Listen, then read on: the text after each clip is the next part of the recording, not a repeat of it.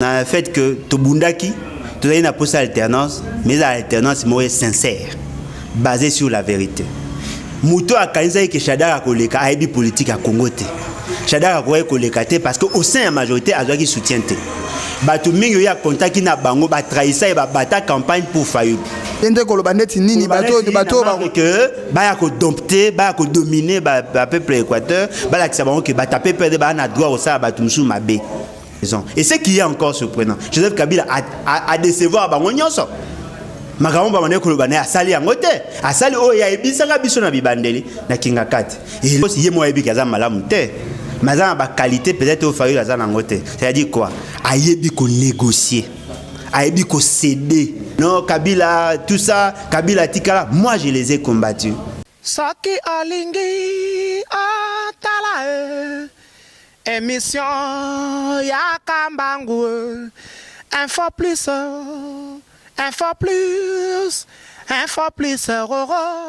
aïe na cliquer na koti YouTube na tala info plus pona mona bansango ya miziki ya culture pea makambo nyonso ezale kao info plus tala pe mona info plus. Bienvenue à votre très cher internaute, il y a WW Info Plus. Ngawabino Mustafa Malembe ndena ibsarabino rak bomesana nangai déjà pour 2019 déjà bao yanga ba mesana nanga déjà et puis ba mesani nanga déjà tout ça la ramusalo eza par rapport il y a ba information information mususu bino boye bakate biso toye la rabino ngo et puis ba information mususu ezalaka o ezalaka déjà pe to memela rabino ngo toza wana ipene toye ko solola na ndeko moko ba ebele pe déjà ba yebiye alekaka déjà na ba télé awa une fois pe aleka pa na biso na info plus ndeko Alain Bolojwa oyo azali cadre ya majorité présidentielle na yeto ko solola moi muke par rapport ya makambo yutu alternance eleki na mboka na biso nde yango nako pesa ye mbote ndeko Alain Bolojwa mbote mais na préciser na sous membre majorité présidentielle te au préciser aux sous membre majorité présidentielle te to banana non pourquoi aux membre majorité présidentielle te bon premièrement ils a dit que tant que tu adhères qui n'a pas parti politique idée na biso ezaki poto ma changement au niveau de la pays. Tout ça qui basé à des choses qui basé sur un certain nombre de valeurs. Mais tu faut se rendre compte que dans la majorité il y avait des éléments malicieux. Bateau bazaki na posa Joseph Kabila tika na pouvoir. Tu vas ko bundana bango parce que tu le baki Joseph Kabila il faut par la grande porte. Bango babaki Joseph Kabila bonga ça forcing. Surtout boya qui dewana ba koma ko bundisa biso yango to mona ki l'environnement za ki mabe de to se décider ki to longwa to soutenir Joseph Kabila à distance yango ne to yeko sala to yeko sang to yeko longwa na majorité et puis to yeko sala politique na biso en solo jusque là parce qu'elle a des personnalités indépendantes mais je reste kabiliste. Tu restes kabiliste to kokotana en détail mais to bandana no par rapport à l'actualité ndenge autour les kanamboka na biso ndeko Alain Bolojwa oza mwana mboka oza congolais oza ki Équateur tangu makambo ya ba processus électoral et bandaki il y avait d'autres gens qui disaient que non élection ezate bamsusu élection ezali yo moko place ezalaki ba analyse étant que analyste politique au bandai koloba nini bon ngana bandai koloba te parce que j'avais l'information. L'information est que Joseph Kabila a na posa ba organiser l'élection. Bato babaki que non Joseph Kabila a une intention ya kotika na pouvoir ya pona ko briguer troisième mandat. Oh biso déjà ba information to zwaki parce que biso tant donné au service Kabila to zwaki mo opportunité à quoi approcher yé to à quoi approcher batunaye. Joseph Kabila a une intention à organiser ba élection.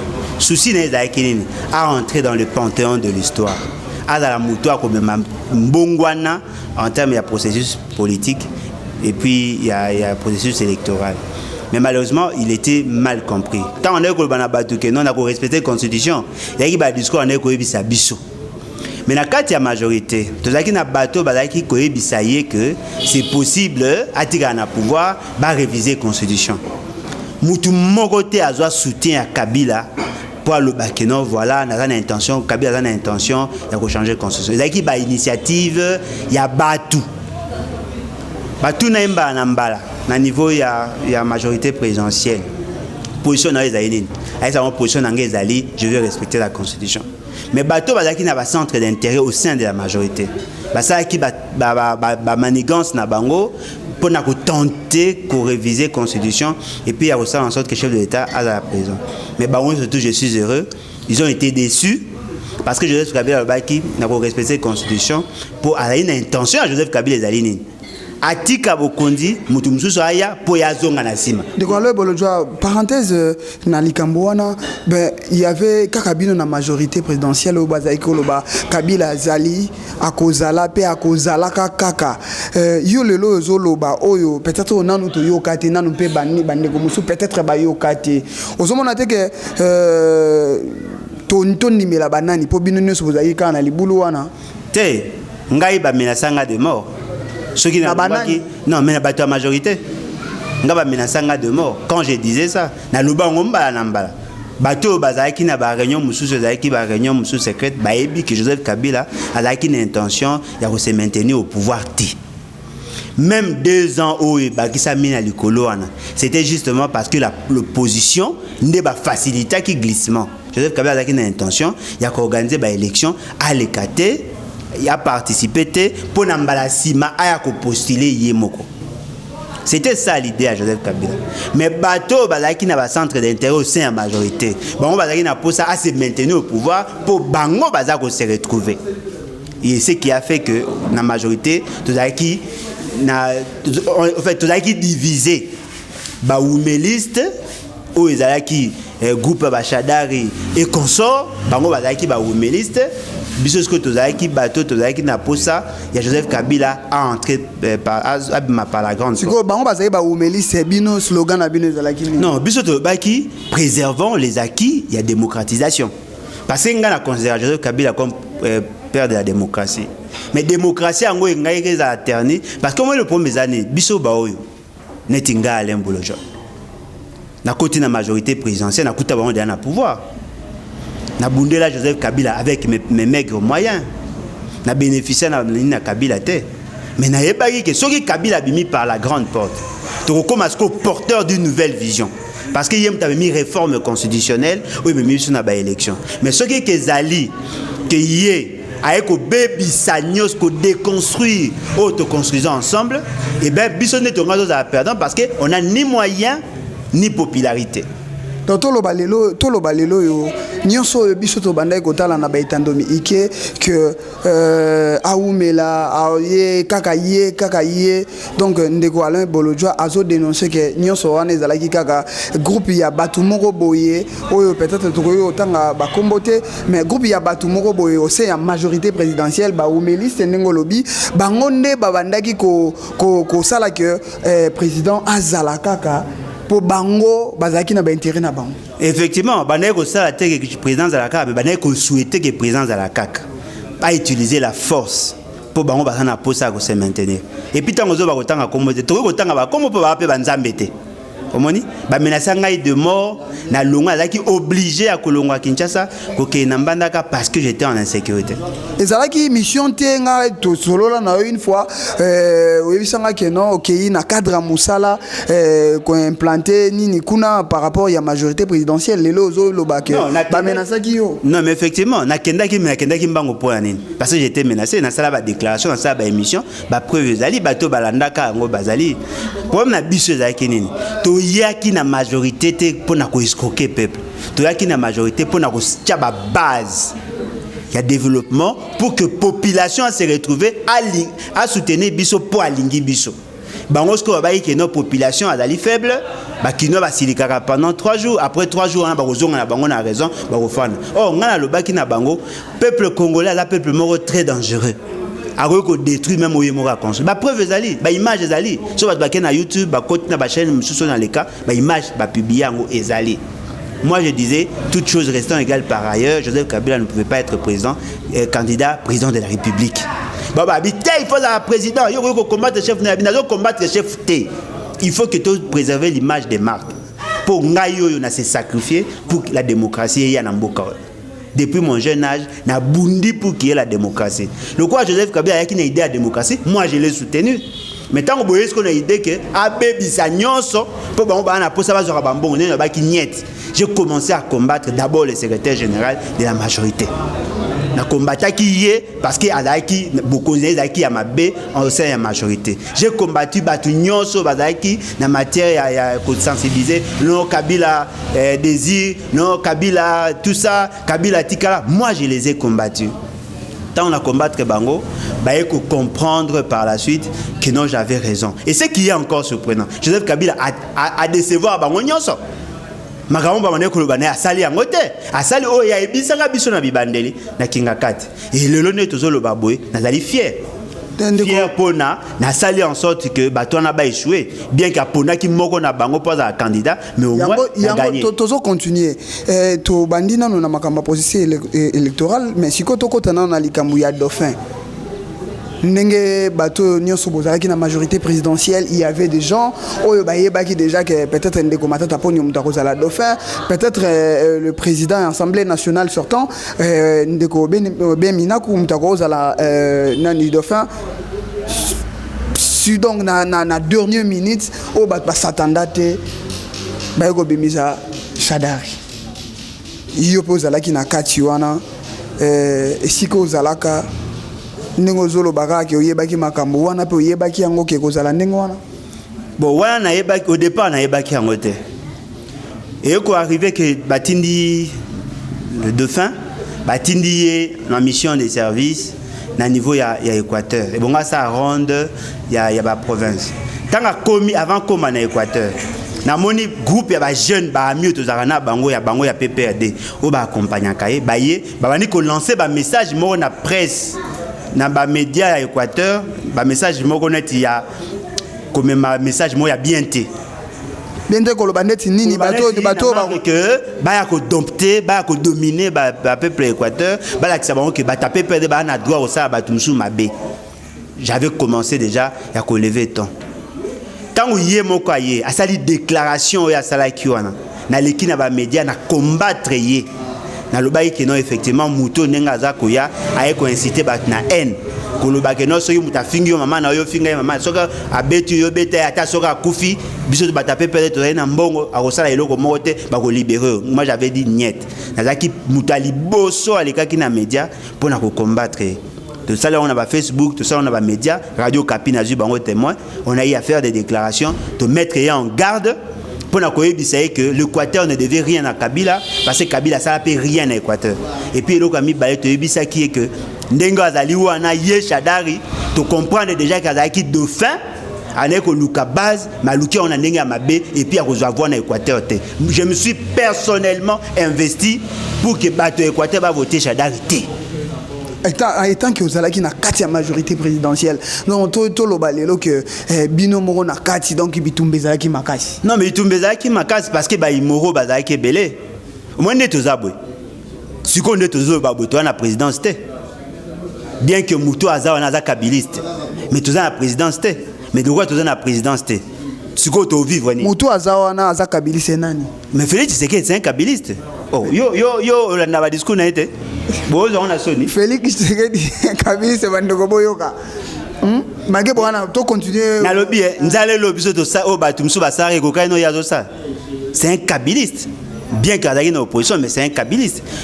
To tiens na pembeni. Souci na biso en tant que congolais. To kota na parti politique pour to même changement. Et la qui c'était to za ba fanatique, ngaza na roza fanatique à mutute. Même par rapport à l'origine, par rapport à la formation, par rapport à l'éducation, j'apprécie la vision portée par Joseph Kabila, ce qui fait de moi kabiliste. Mais oui, qu'on cautionner la bêtise, parce que le premier mot est vrai, on se reprocher à Kabila. Ce n'est pas Kabila qui pose des actions. Ceux qui ont posé des actions à Mabé, à Kabila parce qu'il est à la tête. Même si le pays a évité. Te belé à majorité, c'est très dangereux. bateau basali que Joseph Kabila n'a pas un exemple moko na province Équateur Joseph Kabila tinda 20 millions de dollars batonga 15 km kanzela na coûté 4 km.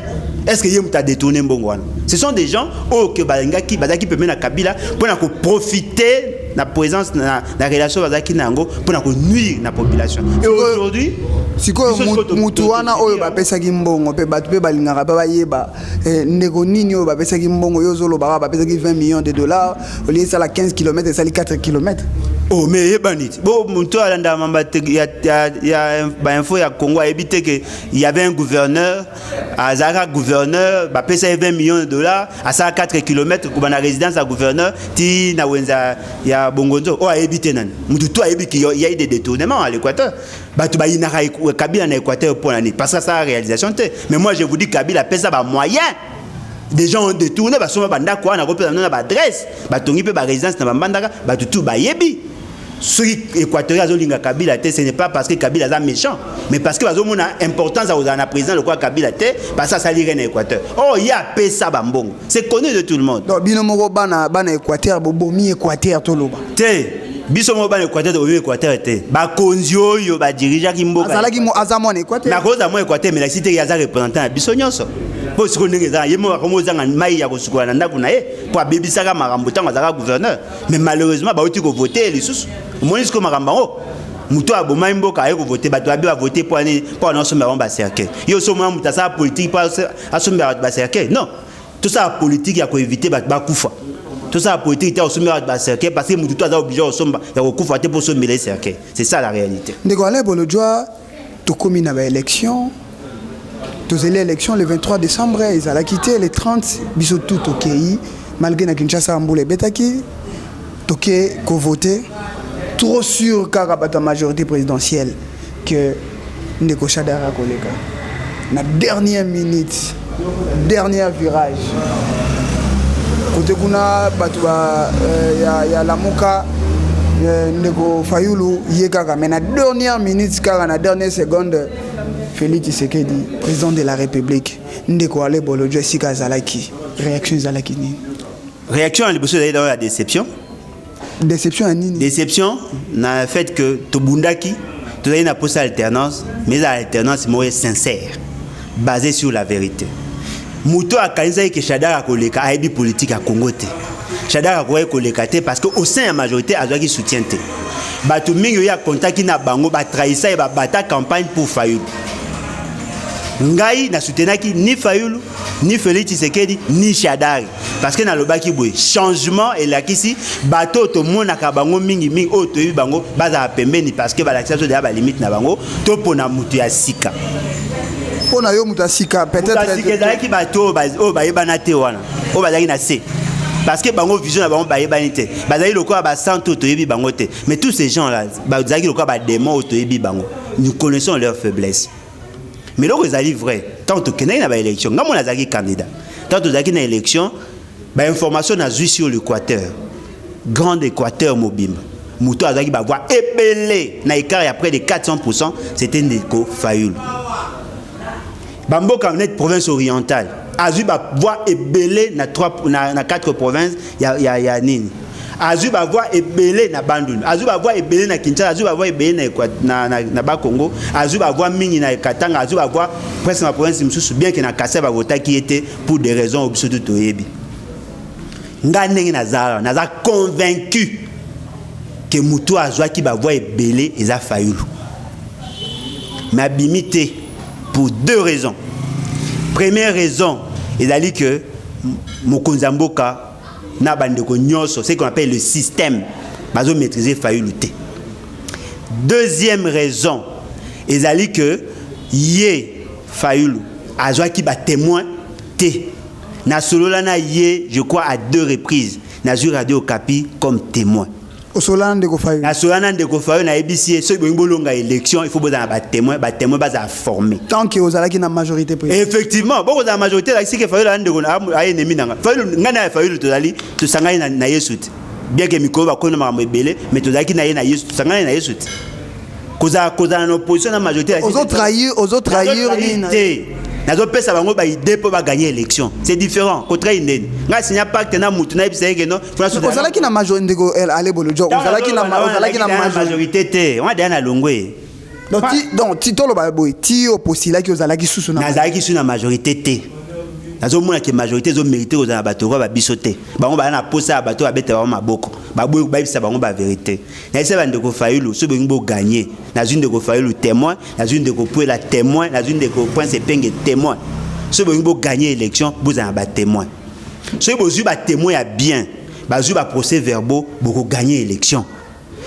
Alekisi ta nyonso machine à voter te fichier électoral était nini te ti na dernière minute batumsu balobaki na ngai ba ko voter te pour Martin Fayulu ça ba on kata so ba voter Shadrack Mutakoleka président au moni place à salaire ndeko Martin Fayulu mutalobaki mais bien sûr alobaki que no ba voter so ba voter élection dans tina te so ba voter Shadrack Mutakoleka Shadrack alekite parce que le premier faut battre bezani il y a ce qu'on appelle le système politique. Tout ça qui est élection pour changer la personne du président de la République et non le système. Système, il y a un système, il y a s'auto-sécuriser. Ce qui y a mettre en insécurité le système. Bien que la population ait voté yo, mais le système est rejeté yo parce que vous allez très dangereux. Elle est trop rigide et bon, elle est flexible. Et bon, elle négocier avec le président ou elle aller en fonction.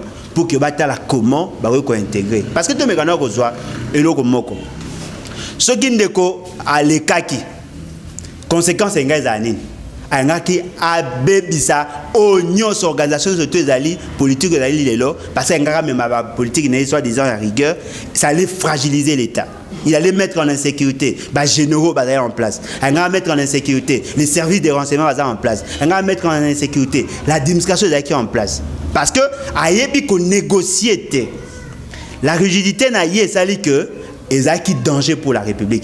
Bien que je reconnais aujourd'hui que Fayulu Mutaleka qui président de la République, bien que je souhaitais qu'il y a la présidence de la République, mais au nom il y a stabilité, il y a système politique.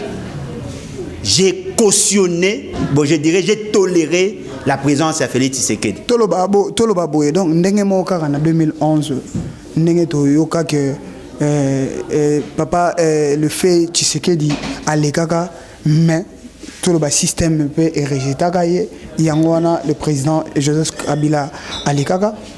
Bon, le problème est ali na ko za sincère donné en 2011 na maîtrise qui ont bien été parce que na tambola mingité. Mais en 2011 na tambola ki.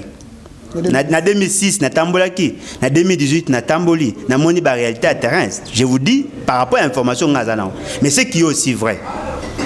Après avoir obtenu le suffrage de la population, veiller sur les systèmes. C'est ça la politique. Moi, la réelle politique, la réalité aux populations, ils allaient au but de vivre dans la politique.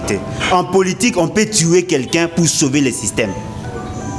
Même si on dit que non, le droit de l'homme vit, ils sont sacrés, oui, sur le plan textuel. Mais dans la faisabilité politique, ceux qui, le système, ce sont l'insécurité, déverrouiller par l'élimination des individus. C'est ça la politique. La population est bien côté, mais c'est comme ça que est dirigeable. Le lot qui failli le bimi président parce que ça est trop rigide. C'est ça la réalité. Donc Alain Bolodjoa tolobapé quelque part na onyo solobi pona ndeko Fayulu lelo yo ozondi mana ondimi que ndeko Félix Tshisekedi président o lelo tozana ye azamalamu pe azana ye pe o pe akoki pe ko mema biso pe na changement. Bon na ko kolobater azamalamu pas za ba faiblesse ebele. So na bi azamalamu na cause ye mo yebi azamalamu te. Mais ça a qualité peut-être au Fayulu à Zanangote. C'est-à-dire quoi? Ayebi ko négocier, ayebi ko céder quelque chose. Azali muta ba compromis peut-être. Akoki ko négocier abi que non voilà parce que les anciens de Vito la sincère. Azali troisième, mabimi premier. combattre, mais bandeko belé bazolo ba yo pe na yoki ngo lobby bato belé bazo boya ke azalaki 3e ndeko yemo awanganite babi azalaki premier comme ne premier yemo awangani te bo bamsusu bazolo ba ke bamsu ba lobby kutu que ye azalaki nini azalaki premier na province donc azalaki bamsu bazalaki 2e mais le deuxième des biso za ba donner bien que ba donner na biso dit sur papier, sur le plan de droit, ils ont la valeur, mais nous connaissons qui est passé. Bamboka a presque tout failli la bimi premier, Chader a bimi deuxième. À part peut-être na Katanga, na Kasai, que Félix a bimi premier, Chader a bimi deuxième. Mututu a yebiso basali compilation va voir, bakoye bakezali failli le mutalekaki na liboso yami balé dai Chader. Mais ce qui est vrai, nous sommes allés passer. Aujourd'hui, nous avons un président, bien qu'Azali mal élu, mais la loi dit Mouto Seigneur ko proclamer président. Mouto ou consonant ko confirmer président, yendaza président. Neto le baboui. Quelle que soit incantation Moutaosa, Moutazali président de la République, et ali Félix Antoine Benaïba Kombote moi benake Félix Antoine Tshilombo Tshisekedi et moro Félix Antoine Tshisekedi Tshilombo, mais yende Moutazali président. Alors, le quoi azali président, to repère ça est, azo mérité ma pese ba chance. Mais nga azo croire na été. Je crois na yete pona été mais marameze belé yo kaliboso na tozo ngeso ba débat ya campagne ba niveau d'études et consort nazo croire na été parce que na yebi que azan expérience té na matière ya gouvernance mais loko mo ezali vrai dans sa faiblesse azan na qualité moko eko aider azo reconnaître qu'elle est faible azo senga baninga ba ko sungai ça c'est une qualité mais excusez ndeko ale bolojwa na 2001 petango le président Joseph Kabila Kotaka maturité politique ni ngwa zalaki nango opposer question à bien pour na ki ba tebe ba ça la confusion ici quand même. Joseph Kabila en 2001 n'était pas élu. Joseph Kabila en 2001 a la constitution té. Joseph Kabila en 2001 a failli ça qui m'a cassé la gouvernance. Je vous donne un cas simple. En 2002, code minier, code forestier, code des investissements, et là qui promulgué dans la période na. Botanga code wana bokomona. Ba profita qui na faiblesse na yé. Parce qu'on est qu'on comprendre ma gouvernance té. À ça la barrière est belé. Tant à côté na pouvoir. Quand il s'est ressaisi, a comme il faut comprendre le rouage, le fonctionnement, il y a l'État et le fonctionnement politique international, c'est en ce moment-là que Mundela boyé. Mundela lingara muto a la maîtrise de la gouvernance pour manipuler. Et je dois reconnaître, bah du tout bah ebi, Kabila en 2001 a sa libéré et belé. Mais quand il a commencé à devenir mature, c'est en ce moment-là que je dois adhérer. Kabila en 2001 il a voté à l'Engaza et puis à l'élection. Mais aux années, il a dit que Kabila a évolué, le Congo a évolué, de Zongis connaît na Sima. Donc nous avons dit que non, Kotang est important. Ah, Botina ban dans la classe point. Ban abino ba kenda classe point. Botika ba fa na banda. Pona yo lelo nde. Ça ba 6 heures ba kenda classe point ba fa na ba sa gelo te. Pona ndeko ale bolo jwa lelo yo Congo e mataki donc tozo kita, tozo chité.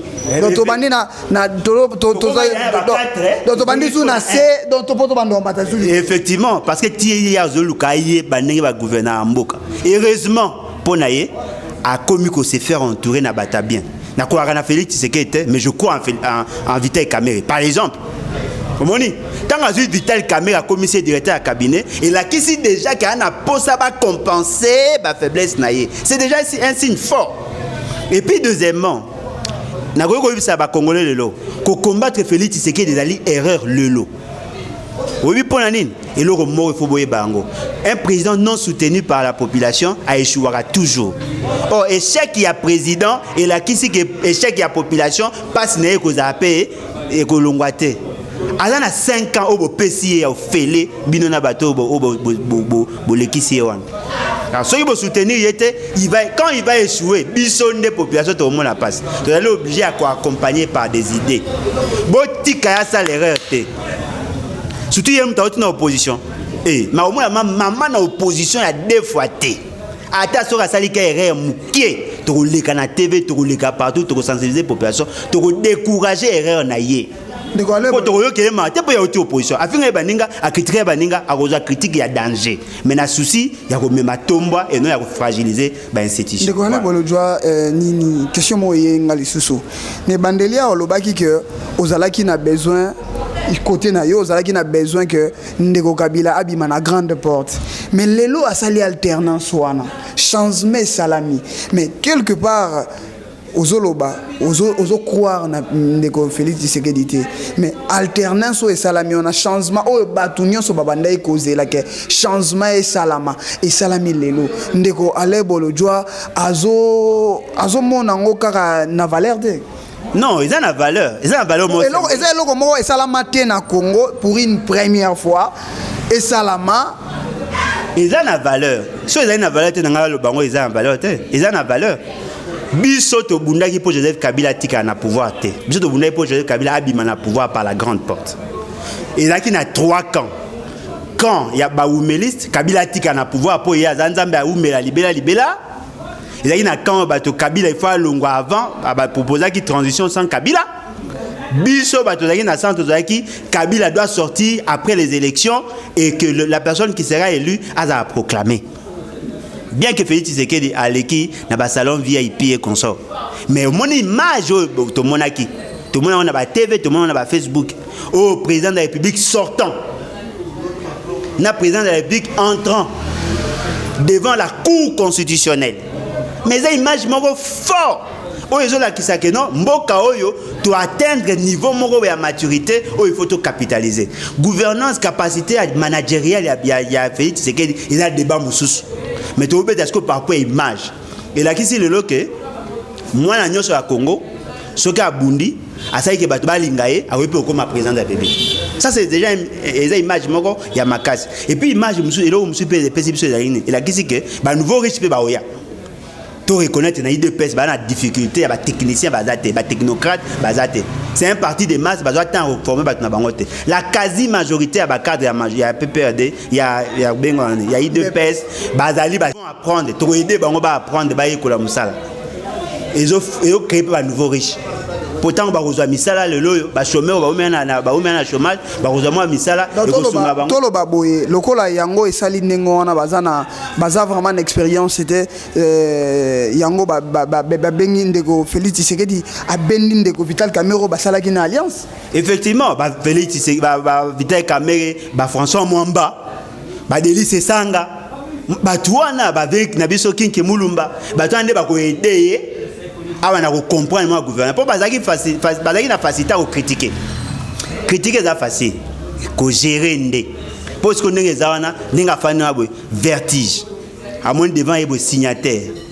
Il faut gérer 145 territoires, plus de 800 secteurs, plus de 5000 villages. Oh, il faut gérer. Plus de 80 millions de bouches à nourrir. Oh, il faut résoudre le problème là-bas. Plus de naissances et ça, plus de 3% de naissances par. C'est-à-dire 2 400 000 enfants qui naissent chaque année. Il faut y gérer. Naba il meurt, il y a des opposants, il faut gérer. Moi, je suis un kilo à Moukili. Pour Joseph Kabila, tant que pesa qui est beaucoup, vous sentez que l'eau morte. Aoka ki muteme komi pepele ezali loka longoli kisimo ezali na nzoto nae abwakeli muninga maelijia komi sko pepele akati mandefu alongoli nyoso to ezali na ngoy bandeko bimise mwa ndengwa alongoli nyoso to wana akomi sko pepele awe kozonga vie na normal amemi ngambo ya nini oh mais gouvernance a payé facile amemi ngambo Kabila sali plus de 3000 km à route. Tous les ça à 4000 pour ba socialiste ba mikumisaki. Kabila ça qui a melongoli professeur université na $80 comme si na $2000. To linga comme ça on a 10000 pour ba prometaki. Aba ina biso ko no fa na beni. Ake ofa na beni asisa ma insécurité. Na zo zela na mona yango. Aba ika ko pesa ba étudiant ba bourse to zo zela. Bonga pesa te. A au senti une opposition n'enge ça passe. Lorsqu'on critiquait Kabila na bane ko capable mais bango ba ko ma critique à solo c'est ça on va critiquer à bango ta finga na ko démontrer techniquement comment les choses doivent se faire ce gars dans ma casse ya ko yokate a aussi investement na maboko pour to mener bango vie dur il faut ça là oh bah on va le bac ce qui va salité to dénoncer to ça ba marche to ça ba journée ville morte pour sentir au balinga ba yoka balinga bokonzi yanga ba PC total kasi ndiko ala bolo jwa tozo chité tozo mwata mingité na bato nyoso ba Holanda yo déjà na zomo na yo tension zo mata déjà to zo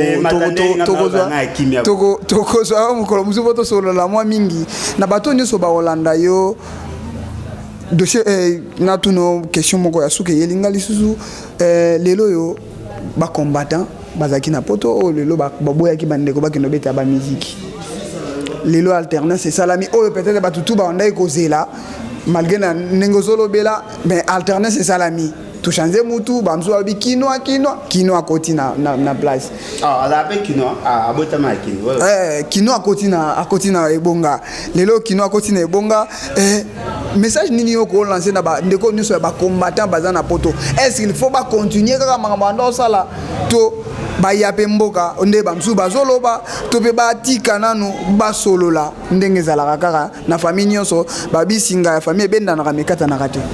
Non, le problème c'est que les combattants sont type B, ils bélo fait. Les combattants sont batanga, les combattants sont batangate, les combattants sont nambongo, les combattants sont nambongote. Les batanga compréhension de les andés musu, les batangate compréhension des andés musu. J'ai un exemple moi le honnête tout ça. Ils ont un combattant moi ami benga combattant, un ancien trobengani, un ex musicien. Afinga Kabila afinga mutu tout au fait na pays afinga mutu nyonso ndeko boketu premier ayo mutu tangi komone afinga mutu nyonso ya mboka oyo siko azo finga fait Tshisekedi yango ba inda gouvernance te eza question ba habitude ata na ina pesa ba conseil o abotama mutu ba ozaka mutu ba beti na suka mais loko moko eza vrai pays na biso na problème ya investissement bandeko na biso alibanda ba épargne bazana ba moi bambongo na bango o ba ko ya ko investir so ba li Félix Tshisekedi a réussi tout ça obligé à soutenir Félix Tshisekedi a réussi ba ya bambongo na bango ba ko investir Kabila saka akera misate mais boya na mbongo kasi bo create pour voir Kabila ne le diable yemta bo mamboko yemta ado freiner Félix Tshisekedi pas membre de diaspora aye a commis président de la République boya na mbongo bo investir ou a ko créer ba emploi na agriculture ou a ko créer ba emploi na transport ou a ko créer ba emploi en électricité venez investir pour ça ba ko investir et là c'est que tomboa et ko mona na population a ko sepe mais ceux qui bango ba ta diaspora ba na ba mbongo ba yingi ba sunga ete a ko échouer. Bon, on sera échoué, bon, que non, échoué parce qu'il est. Non, à échoué parce qu'il vient soutenir. Et on a besoin de combattant, qui alternance. Naïf, c'est une alternance sans alternative, c'est une alternance aveugle. Aujourd'hui, vous avez obtenu l'alternance, tous les labinos qui ont un investissement. Pour créer emploi. Pour ce que vous créez emploi, c'est comme une autre distraction. Et puis, diaspora, vous avez bien la diaspora, vous avez la diaspora, Kabila a respecté la constitution, on va respecter la constitution, il y a une nationalité de la diaspora. Constitution le but que l'article 10 et le but que Congolais ali mutana la nationalité mo yo dans deux nationalités la Congolais ou changer la nationalité pour régulariser la situation na bino omoni tolinga Félix il est notre président to sungaye asala eloko moko ya malamu pona mboka ata soka kolonga après 2 ans ata soka kolonga après 5 ans mais moi asala moi si sabidimbu ya yepe e bakisa mana o ya Kabila pour ceux qui a échoué na pese ka tamingi te 100 jours kak ceux qui a 100 jours na moye ba signo ya makasi te à aux oppositions il y a bien siko tozo chité déjà na émission na biso malobano asuke kozala nini et puis contact na yo na bato nyonso ba kozala peut-être après ngape bazwa yo pe na ba émission mosusu bon ngaza nga libre personnalité indépendante talakaka ni majorité ni opposition nako na ko ta peuple soki bozana posa ya to bongisa mboka oyo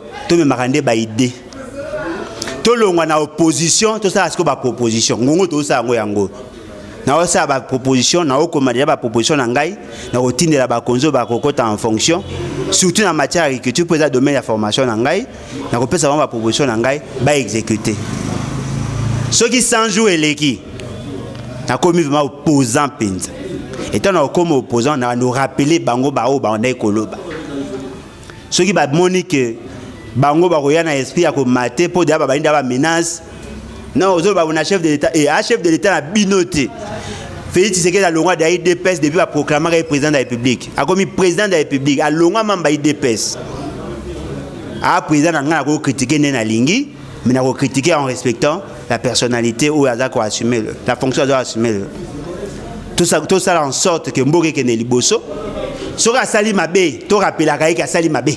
Mais ce pas ça madame to betare pe maboko. Signe Liboso ngana CP nango ezali nenga zu Félix Tshisekedi Vital Kamerhe en tant que directeur de cabinet et a des signes moi à ma case. Mais ba sala ndé ce ba sali to betare maboko. Muto azana posa ko en contact nanga eza simple. Abenga bino bo pesa numéro nangai. Merci beaucoup. Merci Wane Zalaki Ndeko Alain Bolodjoa, analyste politique. Déjà baébie. Ngai na kosili ces missions te sans que na remercier ba o nyoso ba soutenir ngai. Ya liboso mon papa mon 2G le plan de Moudingumba, le V Babimboli, agence Badem Oversi, ya biso za rasoki tozui toko misaka. HM Henri Modogolongo, Masananga Goshi Kitoko, merci vraiment d'encouragement na yo, le baï que mabele e koyate, Emmanuel Moussafou, Korega, Ravel Boyenga, ya Maïnga, Batunyoso bazana besoin ya ko contacter nga numéro za au bas de l'écran na bino wana, nga wabino tokutani mikolo mizali koya. Bye. Soki olingi otala émission ya Kambangu info plus